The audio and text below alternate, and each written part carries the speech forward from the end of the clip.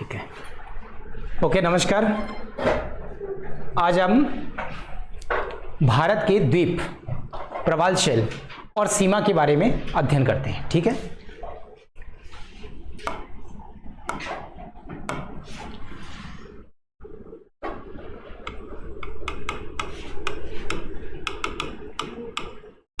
भारत के द्वीपों के बारे में हम अध्ययन करते हैं। ठीक है। ओके, ये आपको भारत का प्रॉपर हमारा प्यारा भारत दिख रहा है। ठीक है। इसमें हम क्या देखते हैं कि उत्तर की तरफ क्या है, हिमालय पर्वत है। ऐसा हिमालय पर्वत कुछ धनुषाकार है, हिमालय पर्वत है ना। पश्चिम में नांगस पर्वत से लेके पूर्व में नामचा पर्वत तक है, और इसके बाद हिमालय पर्वत क्या होता है, दक्षिण की तरफ मुड़ जाता है, अर्थात इसका विस्तार किधर हो जाता है, दक्षिण की तरफ होता है। और जब ये दक्षिण की तरफ ये मुड़ जाता है हिमालय, तो ये जब म्यांमार में आता है तो इसको हम क्या बोलते हैं, आरकान योमा पर्वत। ये नहीं है ना, आरकान योमा पर्वत। ठीक है। इसको हम हिमालय को ही म्यांमार में आरकान योमा पर्वत कहते हैं। अब क्या होता है कि आरकान योमा पर्वत का विस्तार बंगाल की खाड़ी तक चला जाता है, और कहीं कहीं हिस्सा ऊपर उड़ जाता है, टापू जैसा दिखता है, उसी को हम क्या बोल देते हैं, द्वीप बोल देते हैं। उसी को क्या बोलते हैं, द्वीप बोलते हैं। तो आप देखो यहां पर कैसे हैं,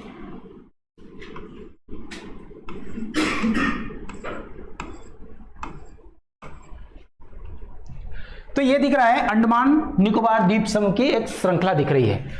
कुल मिलाकर 222 द्वीप हैं। टोटल कितने द्वीप हैं, 222 द्वीप। सिर्फ अकेला 204 द्वीप कहां पर हैं, बंगाल की खाड़ी में। तो कुल द्वीप कितने हो जाएंगे, कुल 222। 204 ये किसमें है, सिर्फ बंगाल की खाड़ी में। ओके, इसका नाम उत्तरी अंडमान, ये मध्य अंडमान, ये दक्षिण अंडमान, लिटिल अंडमान, ये कार निकोबार, ये ग्रेट निकोबार। ठीक। ये जो बना है ये क्या है, कोको द्वीप। इस पे किसका अधिकार है, म्यांमार का। इसके बीच में एक जल मार्ग है जिसका नाम क्या है, कोको जल मार्ग।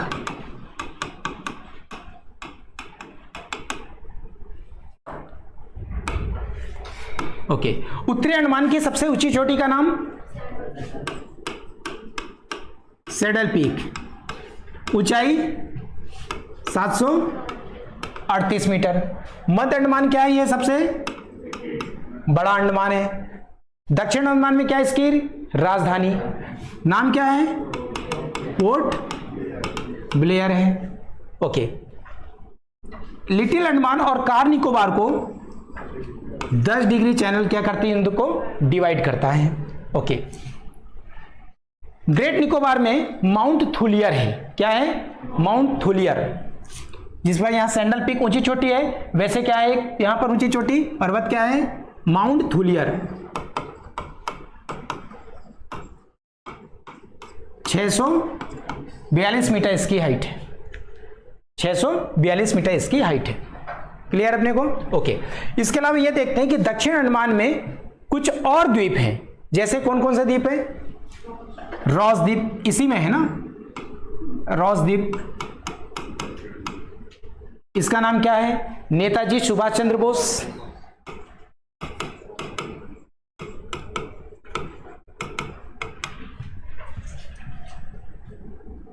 नील द्वीप, इसका नाम है शहीद द्वीप, बहुत बढ़िया। इसके अलावा हैवलॉक द्वीप, इसका नाम क्या है, स्वराज द्वीप। क्लियर है, एकदम जनरल सी चीज है एकदम। तो ये एकदम माइंड पे रखना है इसको, कोई ज्यादा टफ नहीं, एकदम सिंपल है ये। ओके, आगे बढ़ूं। अब आगे बढ़ने के लिए यही लेना चाहिए। ठीक है, एक और लेता हूं।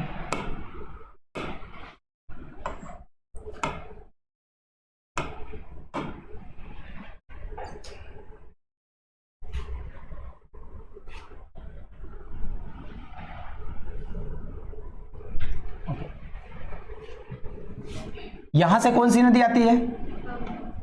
अरे ये पूरी भारत ही जा रही है।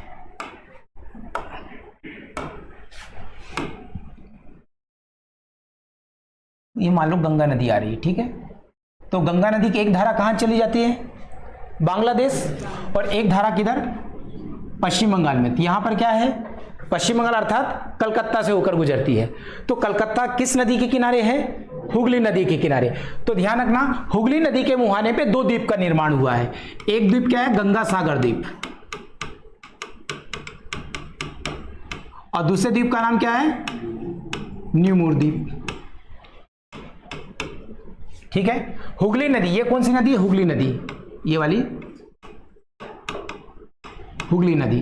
तो हुगली नदी के मुहाने पे दो द्वीप है, गंगा सागर द्वीप और न्यूमूर द्वीप। उड़ीसा में एक नदी बहती है जिसका नाम क्या है?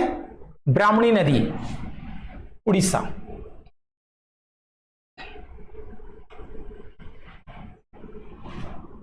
ये कौन सी नदी है? ब्राह्मणी नदी। यहां पर द्वीप का नाम क्या है? हरबीला द्वीप।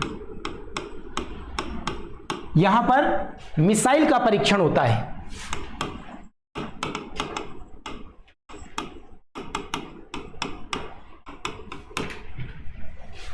ओके, फिर आपको यह दिख रहा होगा कि ये कौन सा राज्य है? आंध्र प्रदेश। ये आपका तमिलनाडु। इनकी सीमा पे एक झील है जिसका नाम क्या है? पुलिकट झील। इस पुलिकट झील के पास में एक द्वीप है जिसका नाम है श्रीहरिकोटा द्वीप। यहीं पर बना लेते हैं, ये श्रीहरिकोटा द्वीप। इसी श्रीहरिकोटा द्वीप में सतीश धवन सेंटर है या सतीश धवन अंतरिक्ष केंद्र है।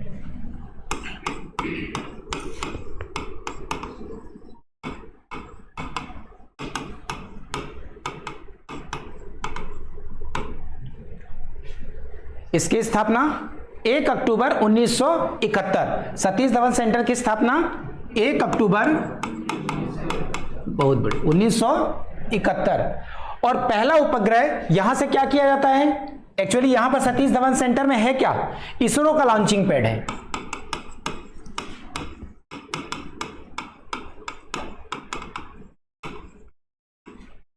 यहां से सैटेलाइट को क्या किया जाता है? लॉन्च किया जाता है। सैटेलाइट को यहां से क्या किया जाता है? लॉन्च किया। तो पहला सैटेलाइट कब लॉन्च किया गया था? 20 अक्टूबर 1993। क्लियर है यहां तक? ओके। फिर आपको यह नीचे दिख रहा है क्या? तमिलनाडु है ना? ओके। तो यहां पर क्या है? श्रीलंका। एक छोटा सा बना दे रहा हूं, ये मान लो श्रीलंका है, ठीक है। ये श्रीलंका है। अब यहां पर क्या है? पम्बन द्वीप। क्या है यहां पर? पम्बन द्वीप। अभी द्वीपों के बारे में पढ़ रहे हैं तो द्वीप देख लेते हैं। तो तमिलनाडु में एक द्वीप का नाम क्या है? पम्बन द्वीप। यहां से एक श्रृंखला जाती है कहां तक? श्रीलंका तक, जिसको हम क्या बोलते हैं? राम सेतु। अब राम सेतु कहां तक जाता है? श्रीलंका तक जाता है। और यहां पर लोग जाते हैं, और यहां से जाना है तो कैसे जाएंगे? सबसे पहले कहां जाएंगे अपन? तमिलनाडु। सबसे पहला काम तमिलनाडु। तमिलनाडु में जाएंगे रामेश्वरम। कहां पर? रामेश्वरम। रामेश्वरम के बाद धनुषकोडी। ध्यान रखना, रामेश्वरम और धनुषकोडी दोनों ही पम्बन द्वीप में ही है। दोनों ही पम्बन द्वीप में है। तो पहले रामेश्वरम, फिर धनुषकोडी, और धनुषकोडी से चालू होता है राम सेतु। राम सेतु। और ये कहां तक जाता है? श्रीलंका के तेलई मन्नार तक। यहां पर क्या है? तेलई मन्नार।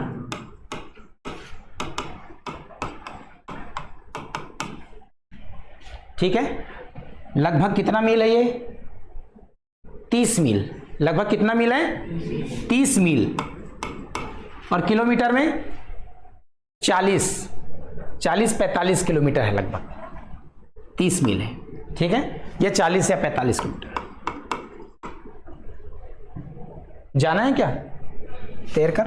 नहीं, ठीक है। ये क्या है, राम सेतु है ना। ओके, इसके अलावा ये क्या है, खंबात की खाड़ी। खंबात की खाड़ी में एक द्वीप है जिसका नाम क्या है, आलिया बेट। आलिया बेट या आलिया भट्ट, आलिया बेट, ठीक है, बहुत बढ़िया, आलिया बेट, आलिया बेट। ये कहां पर है, खंबात की खाड़ी के पास में। यहां पर पेट्रोलियम का बहुत ज्यादा भंडार है, पेट्रोलियम का भंडार। यहां पर क्या है, पेट्रोलियम का भंडार है। कहां पर, आलिया बेट द्वीप में। लेकिन इसका दोहन अभी शुरू नहीं किया गया है, ठीक है। ओके,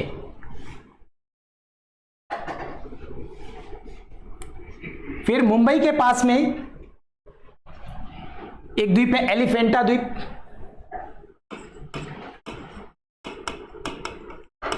एलिफेंटा द्वीप। इसके अलावा आपको ये दिख रहा होगा, ये मुंबई, ये दिख रहा है आपको यहां पर, ये ऐसा करके दिखा होगा, थोड़ा यहां बड़ा डायग्राम बनाऊं, ऐसा समझो, ये वाला हिस्सा, ये वाला जो हिस्सा यहां पर बना, तो ये आपको कुछ बाहर निकला हुआ हिस्सा दिख रहा है, निकला, ये क्या है, मुंबई। तो मुंबई जिस द्वीप में बसा है उस द्वीप का नाम क्या है, सालसेट द्वीप। ये एक द्वीप है, इसका नाम क्या है, सालसेट द्वीप।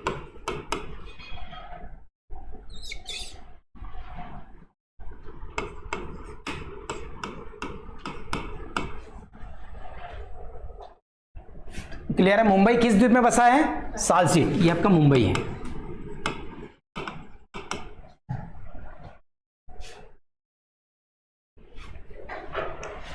यहां पर क्या है, लक्षद्वीप।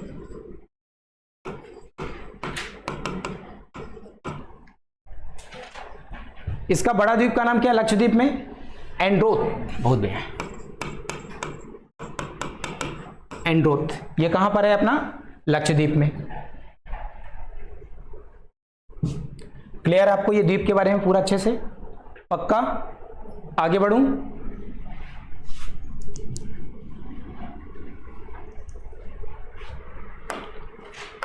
आ जाइए, कुछ सीमाएं देख लेते हैं हम, सीमा, प्रवाल शैल वगैरह सारी चीज देखते हैं।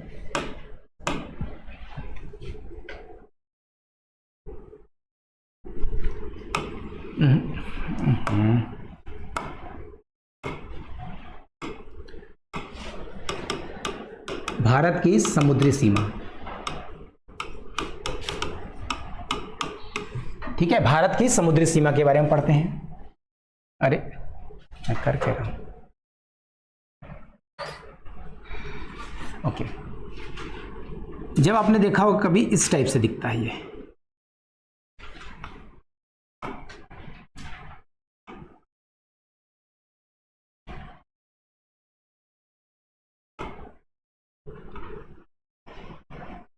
ओके। ये क्या है आपका, आधार रेखा।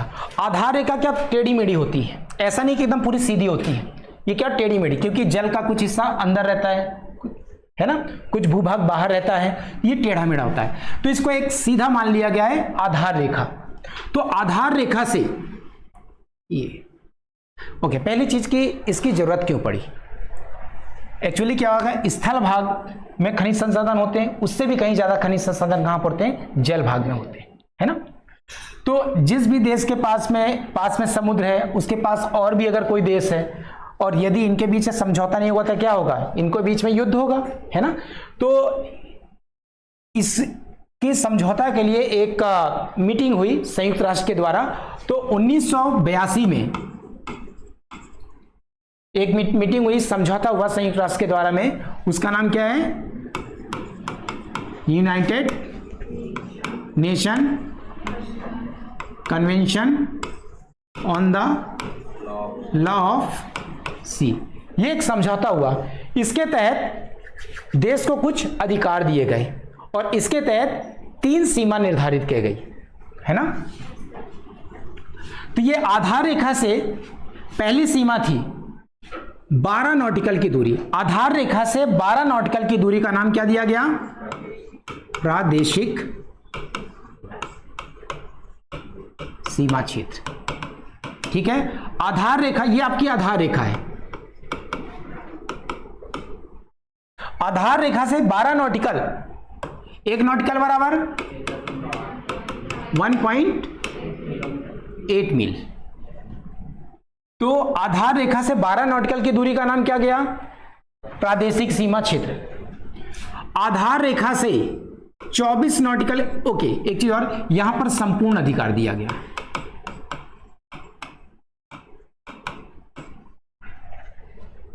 बीच वगैरह में जाते हैं ना अपन सब, ओके। आधार रेखा से 24 नॉटिकल की दूरी क्या है? संलग्न सीमा क्षेत्र। संलग्न,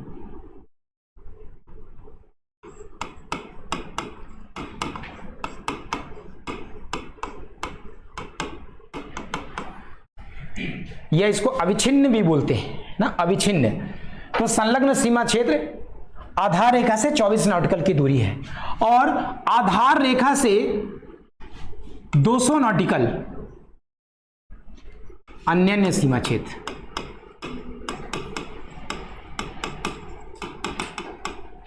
क्लियर है? ओके। अब रही यहां पर तो संपूर्ण अधिकार दिए गए, यहां पर क्या क्या अधिकार दिया गया? तो पहले क्या कर सकते हैं? संलग्न सीमा क्षेत्र पे साफ सफाई कर सकते हैं, सीमा शुल्क और वित्तीय शुल्क। ये किस पे आ गया अपना? संलग्न सीमा क्षेत्र। आधार रेखा से 12 नॉटिकल की दूरी, ठीक है। आधार रेखा से 200 नॉटिकल की दूरी को क्या हम बोलते हैं अपन? अन्य सीमा क्षेत्र। यहां पर क्या है? नए द्वीप का निर्माण कर सकते हैं, नए द्वीपों का निर्माण, वैज्ञानिक परीक्षण,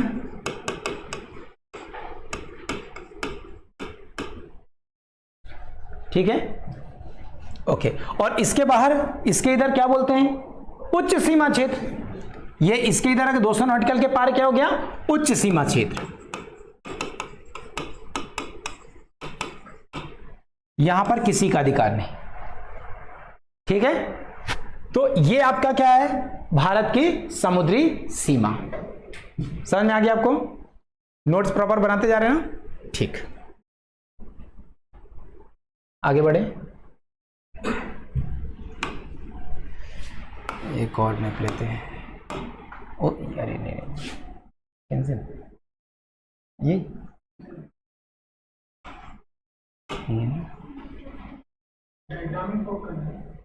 हाँ, डायग्राम इंपोर्ट।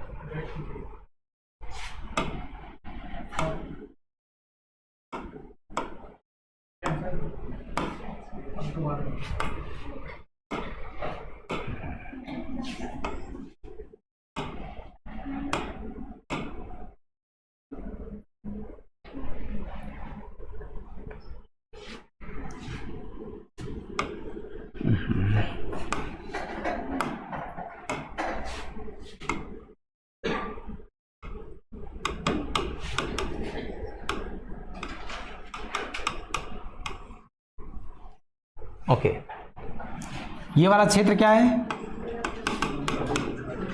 बंगाल की खाड़ी। ओके, हिंदी में तो सेम होता है, इंग्लिश में थोड़ा चेंज होता है। जैसे एक क्या बोलते हैं? बे, और एक क्या बोलते हैं? गल्फ। इसको इंग्लिश में क्या बोलते हैं? बे ऑफ बंगाल, है ना। बे ऑफ बंगाल मतलब जो बड़ा खाड़ी हो, बड़ा, उसको क्या बोलेंगे? बे। और जो छोटी या सक्रिय हो उसके लिए क्या बोलेंगे? गल्फ। जैसे गल्फ ऑफ कच्छ इंग्लिश के लिए, बाकी हिंदी में सेम है, खाड़ी बोलेंगे। इसको क्या बोलेंगे? कच्छ की खाड़ी।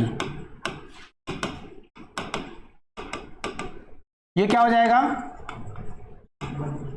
खंबात की खाड़ी, ठीक है।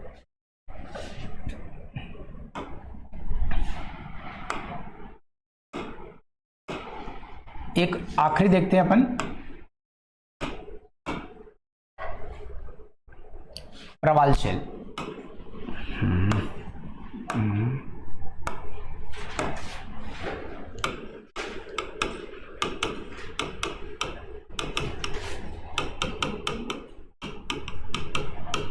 प्रवाल शैल या मूंगा चट्टान, या मूंगा चट्टान। ठीक है, इसको देखते हैं।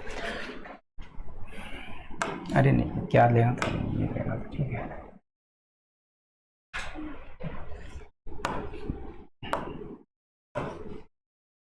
ओके, ये क्या है यहाँ पर, लक्षद्वीप, इसके नीचे मिनिकॉय द्वीप और नीचे क्या हो जाएगा, मालदीव हो जाएगा। तो अंडमान निकोबार द्वीप समूह तो समझ में आया, ये कैसे बना, ये किसका हिस्सा है, हिमालय का ही हिस्सा है। लेकिन ये क्या है, ये किन से बने हुए, मूंगा चट्टान से बना है, मूंगा से, प्रवाल शेल से बने हुए हैं। ये कैसा होता है, ये 1 से 2 सेंटीमीटर का एक छोटा सा शेल होता है जो कि चूना खाता है, चूने का निर्वाह करता है ना। ये समझ लो कुछ ऐसा होता है, ये एग्जैक्ट तो डायग्राम नहीं, लेकिन ऐसा समझ लो, ये ऐसा होता है।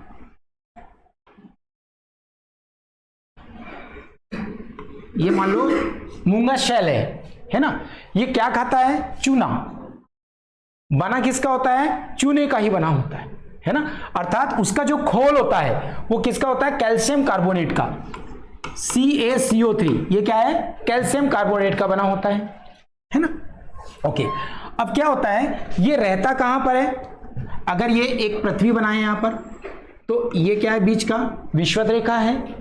ध्यान रखना, विषुवत रेखा से 30 डिग्री ऊपर और 30 डिग्री नीचे यहां पर पाया जाता है। किस एरिया में, उष्ण कटिबंधीय एरिया में। क्यों, क्योंकि यहां का टेम्परेचर, यहां पर टेम्परेचर रहता है और लगभग ये ऊपरी सतह से 50 से 60 मीटर डिस्टेंस में पाया जाता है।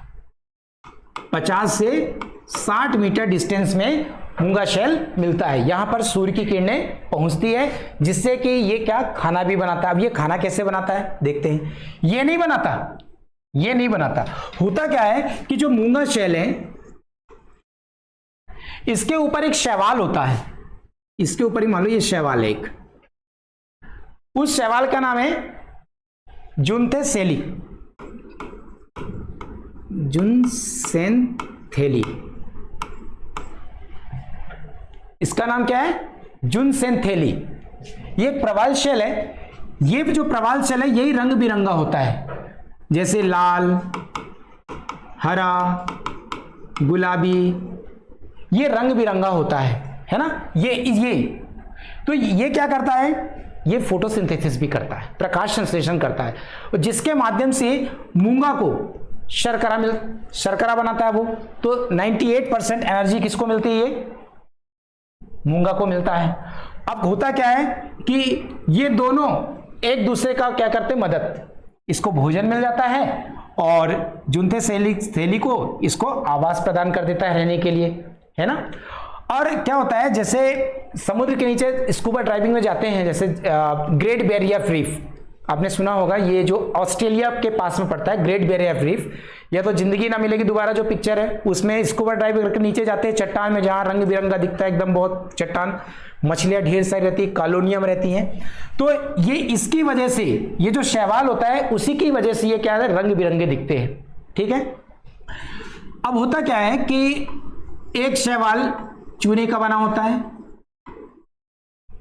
अब ये क्या, जब ये मर जाता है तो इसकी खोल यहां पर दब जाती है, फिर दूसरा शैवाल आता है, प्रवाल शेल आता है, इसके ऊपर बैठता है, कुछ समय बाद मर जाता है। धीरे धीरे एक के ऊपर एक के ऊपर एक के ऊपर करोड़ों की संख्या में शैवाल आते हैं और एक के ऊपर एक दबते चले जाते। अब ये क्या है, चूना ही तो है, चूना दबेगा तो क्या हो जाएगा, ठोस हो जाएगा। तो करोड़ों की संख्या में यहां पर क्या आता है, शैवाल आ जाती है, फिर यह क्या बन जाता है, एक द्वीप का निर्माण ले लेता है। अब रही बात कि ये जो शैवाल दिख रहा है आपको, प्रवाल शेल, ये प्रवाल शेल जो दिख रहा है, ये छोटे छोटे, इसमें कुछ दरारें रहती हैं। ये दरारें रहती थी कि क्या काम करती है, जो छोटे छोटे जलीय जीव जंतु है ना, उनके लिए आश्रय का प्रदान करती है। जैसे मान लो एक छोटी सी मछली है, ये मछली है, अब मान लो बड़ी मछली आएगी इसको खाने, ये क्या करेगी, इसके अंदर चली जाएगी, ये क्या होगा, बच जाएगी, इनका आश्रय प्रदान कर देती है, अंडे दे देते हैं छोटे छोटे यहाँ जीव जंतु, है ना, और टूरिस्ट प्लेस भी हो जाता है लोगों के लिए ये। ठीक है, अब क्या होता है, जब ये शैवाल मर जाता है, ये जो ऊपर का शैवाल है जब मर जाता है, तो मूंगा शेल ऑटोमेटिक क्या हो जाता है, खत्म हो जाता है। इसको क्या बोलते हैं, प्रवाल विरंजन, प्रवाल विरंजन। जब ऊपर का शैवाल मर जाता है, जब मर जाता है अर्थात उसका कलर पूरा खत्म हो जाता है, जब खत्म हो जाता है वो किस कलर का हो जाएगा? सफेद कलर का हो जाएगा। तो ऑटोमेटिक ये क्या हो जाता है? शैवाल, सॉरी ये क्या होता है? प्रवाल होता है, मर जाता है, इसके ऊपर फिर दूसरा प्रवाल आ जाता है और ये प्रक्रिया चलती रहती है और धीरे धीरे द्वीप का निर्माण होता रहता है। ठीक है, तो ध्यान रखना इस तरीके से क्या हुआ? लक्षद्वीप, मिनिकॉय द्वीप, मालदीव का निर्माण हुआ है। ठीक है, आई थिंक आपको समझ में आ गया होगा। ठीक है, धन्यवाद। आज की क्लास यहीं पर वाइंड अप करते हैं। ठीक है, फिर मिलते हैं कल अगली क्लास में।